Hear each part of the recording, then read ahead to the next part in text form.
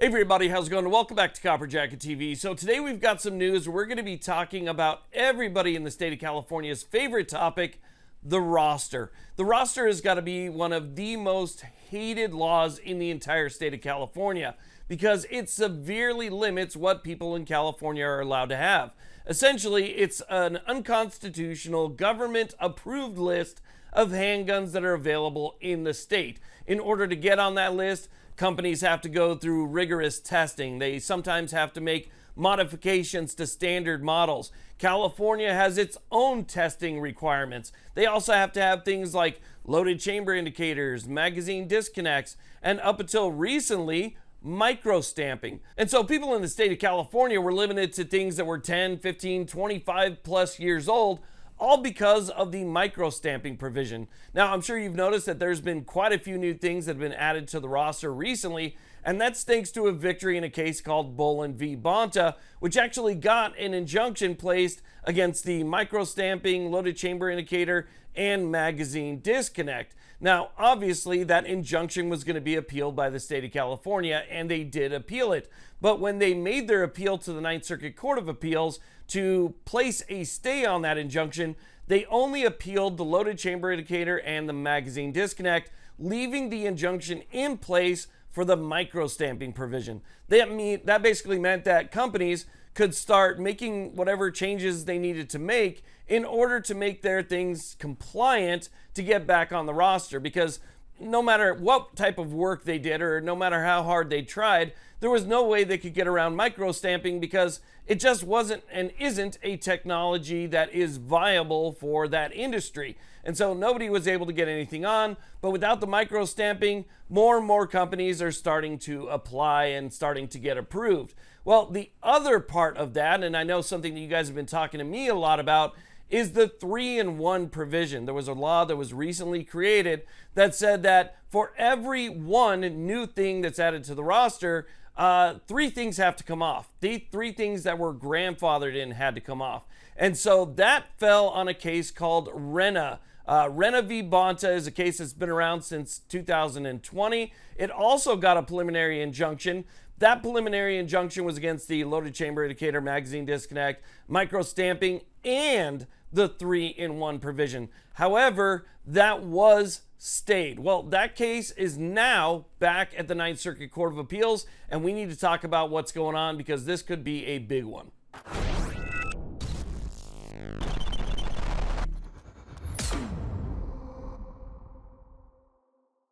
Now, real quick before we get started, this channel is proudly sponsored by Attorneys on Retainer. Listen, if you're somebody who carries to defend yourself or your loved ones, or maybe you just keep something in the home for home defense, you need a membership with Attorneys on Retainer because heaven forbid the worst actually happens and you have to defend yourself.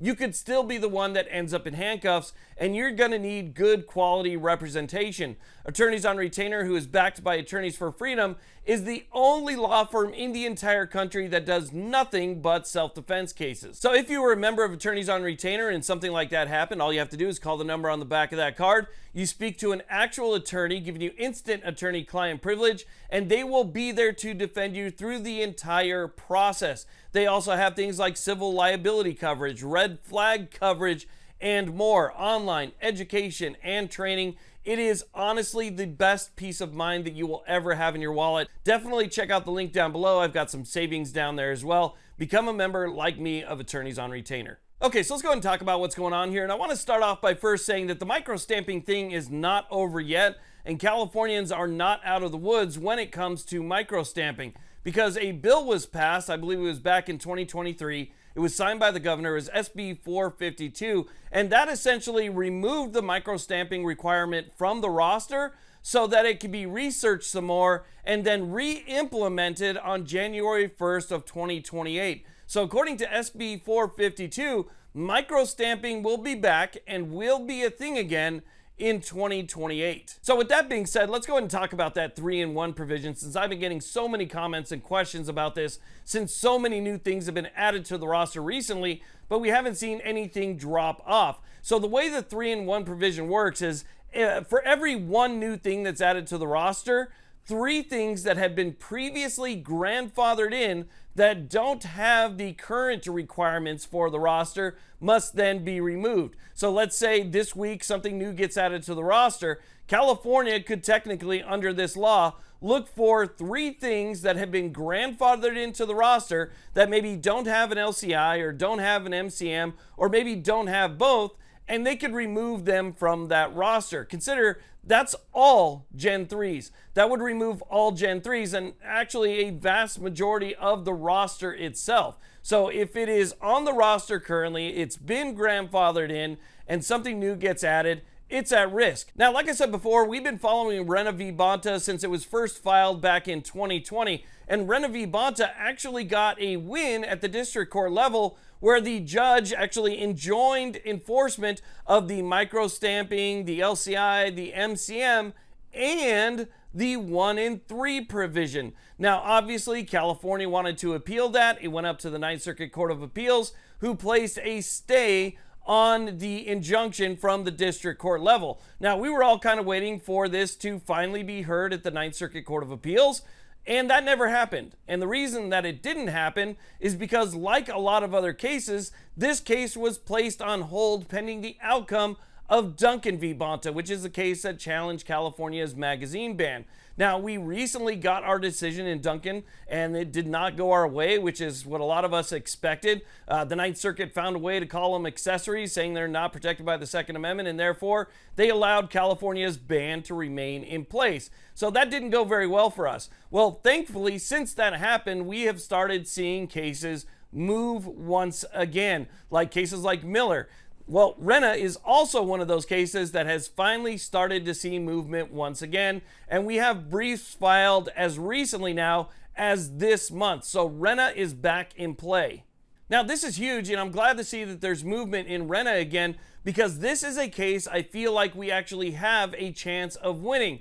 And that is because there is nothing really for California to argue here. They failed at the district court level, and there is no way to show that there is any type of historical tradition of this type of regulation in our nation's history. It just simply doesn't exist. You can go into our past at the founding era and you could look as hard as you want, but there's nothing like what California is trying to do here to suggest that our founding fathers or during that founding era there was any type of approved list of what you can own based on specific sets of features.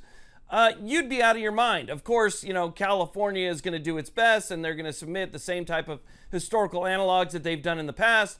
But this is a case where they could actually fail miserably because the Second Amendment is definitely implicated because it restricts what Californians are allowed to have. And obviously those items are protected by the Second Amendment themselves. And so with that implication, we move on to the next step, which is finding some type of historical analog to back it up. And that historical analog just simply doesn't exist. Now, you know Bonta, you know his, crony attorneys, and all those people are going to do their best to try and prove this one. And you have the Ninth Circuit, which is going to do their best to work against us in every way possible. That's just the way that it's been. It's been highlighted by Judge Van Dyke. He doesn't feel that a Second Amendment case has any chance when it gets up there. But I feel like with this particular case and how wild the roster is and how off base it is from any historical analog at all, I feel like we actually could have a chance. And if we don't have a chance and we actually end up losing this one at the Ninth Circuit, this would be a case that could be perfect for the Supreme Court, who could essentially strike down rosters across the country. So California could end up stepping on its own foot here because instead of having their roster overturned, if this goes up to the Supreme Court, this could have all rosters across the country overturned. There is, again, just no historical precedent for anything like this ever, especially considering the microstamping doesn't exist. Okay, it does exist, but not in a way that's viable and able to be done in large numbers. It's easy to overcome. It's stupid, right? I mean, it's a useless thing. Having a roster that says that the government can tell you exactly what you're allowed to get and why, give me a break. California has done everything in their power to eliminate the Second Amendment. This is just one of those things that California has done to take it their step further, which is what they love to do. They love to say The politicians up there, not the people, because I know there's a lot of good people out there in California that don't like to see stuff like this, but the politicians up there love to say that they're at the forefront. They're at the forefront of all of these Second Amendment laws that spread across the country, and a roster is definitely one of them. But I do think that we actually have a chance of winning in Renna v. Bonta. It's backed by some huge groups. We got the 2AF, the FPC, San Diego County Gun Owners, massive groups that have brought this forward with the best possible teams that can litigate this stuff on planet Earth. These are very pro-Second Amendment groups that I think will do a great job here and have shown results in the past. So with people like that behind it, I'm trying to keep a little bit of hope here, and hopefully you will as well. But again, I wanted to remind you, and well, not remind you, but I wanted to tell you that Renna v. Bonta is back. It's moving again, and we have a chance to go after the roster. Unfortunately, it looks like we're going to have to go after SB 452 as well, which once again institutes that micro-stamping January 1st, 2028. Don't forget about that one. Anyway, so I wanted to share that with you. We got Miller going, we got Renna going, we got a bunch of new cases, or bunch of cases that were there previously that were put on hold by Duncan that are back in play again. So I want to thank you all very much for watching. If you haven't done so already, hit that subscribe button. It's a great way to support the channel. Thumbs ups are always appreciated. And hit that little alarm bell. That'll let you know when new videos come out. Thanks again. Have a good one.